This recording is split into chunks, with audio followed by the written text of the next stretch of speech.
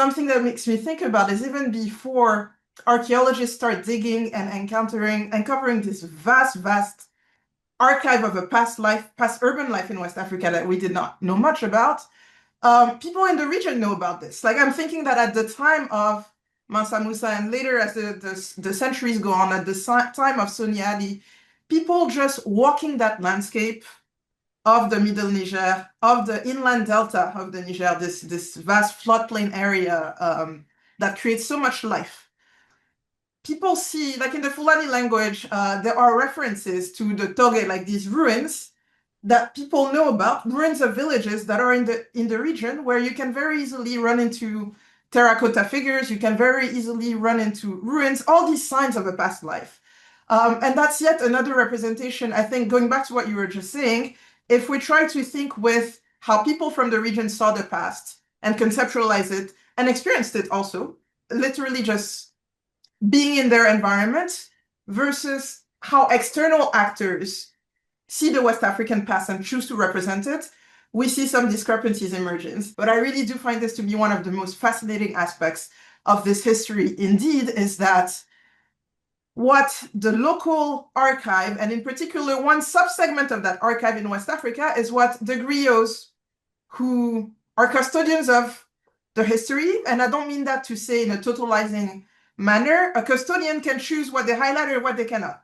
They can choose what to, put a veil on, what to hide, and what to promote. And it is indeed true that in Mali, arguably our best historical export today, Mansa Musa, the best known figure from the region outside of Mali, is one that has been completely shut down by the local, like the griots and the oral record. And this is something to think about, that a figure that in today's setting and in the diaspora and at a global level can trigger so many discussions, a lot of admiration in many cases, and there's a critical way to look at this. It's very, very important for people to know that as far as the historians of the region in his era who were from his region were concerned, they tried to put a big veil on that history is simply not something they talk about.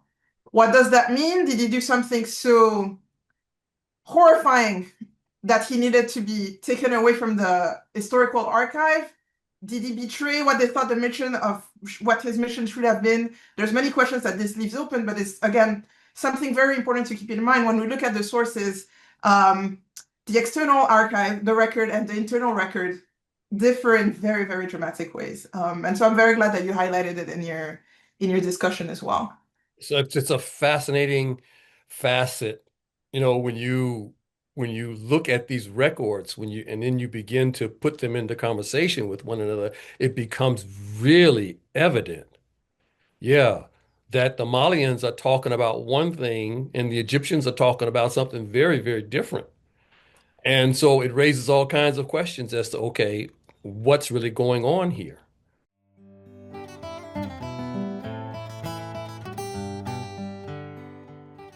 This year, in partnership with Howard University and Boston University, we celebrated our 10th annual State of Education Conference following the Gold Road.